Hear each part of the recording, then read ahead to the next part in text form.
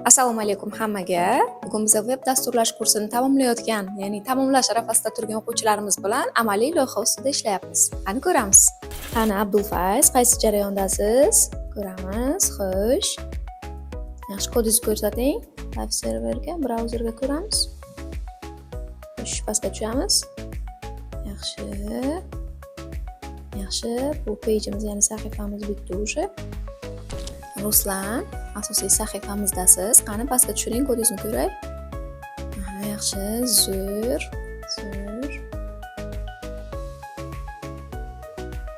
Navbatdagi o'quvchimiz Behruz bilan amaliyotlar jarayonini ko'ramiz.